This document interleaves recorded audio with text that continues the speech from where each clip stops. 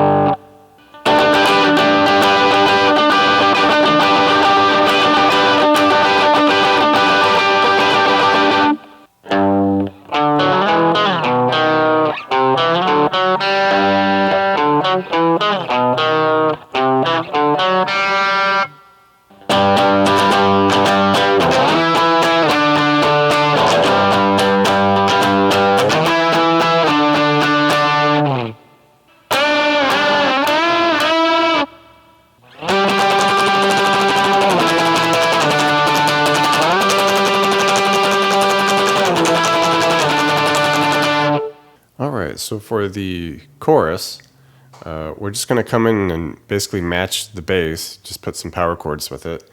And we'll just start here at the G power chord, 3 on the E with the 5 on the A and D. There's just a few strums here, and this is all, a little bit loose, arbitrary, nothing like super absolute here. Alright, and then we'll come down, we'll hit the D power chord at the 5A, 6 on the D and G. Bump it up 2 frets for the E, so we got the 7 and the 9s. Couple strums here. Drop it down to the B power chord at 2A, 4 on the D and G, and do a few strums here. Alright, now we go C power chord at 3A, 5 on the D and G, and then finish at that D power chord at 5A, 7s on the D and G. And then we just loop that.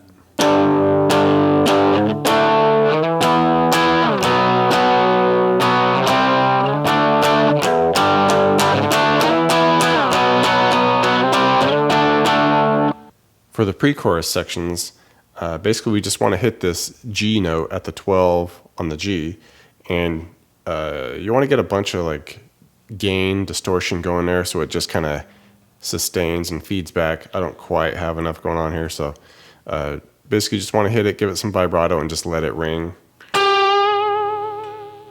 Alright, and it should just carry further and just keep going through that whole pre-chorus section.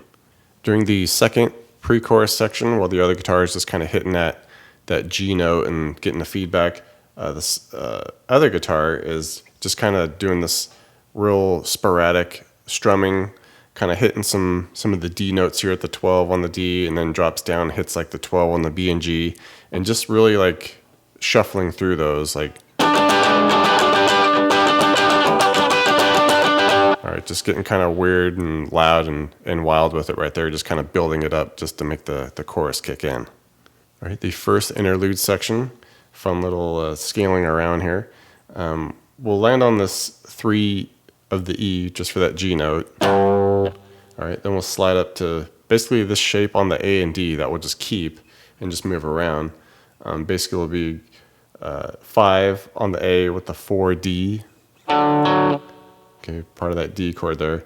Bump it up to the 7 and the 6 for the E. Drop it down to 2 and the 1 for the B. Alright, and then we'll do 3 and 2 for the C. Finish at 5 and 4 for the D. And then hit an open G string under that.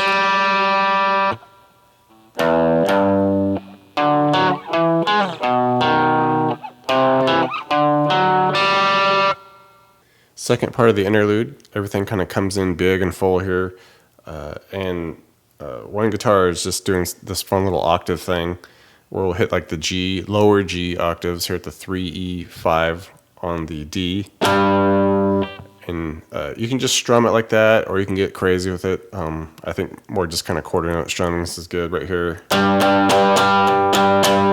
All right, then comes up to the E at the 7, A, and the 9 on the G. And then just drops down to the 5 and 7 for the D. And just cycles through that during that second part of the interlude. At the end of the interlude, and just before we get into that final chorus, lead guitar does this fun little bend thing where we'll start here at 5 on the G and have the 3 on the B under it, and we'll just do 2 big bends on that 5 and release. All right. Then we just take what we do there and just bump it up 2 frets so that we're bending the 7 and have the 5 under it, and just do the same, like 2 bends with the releases. And at the outro of the song, we just get a variation of that kind of second interlude octave thing. Instead of hitting the G octaves low here at the 3 and 5, we do it high now at the 10 A and the 12 on the G. And with this one, we definitely kind of want to just be doing like 8th note, just crazy strumming here. All right. Just muting all the other strings, of course. Just by, lightly having our fingers touching them. And then we would just finish the same way with the 7 and 9 and the 5 and 7.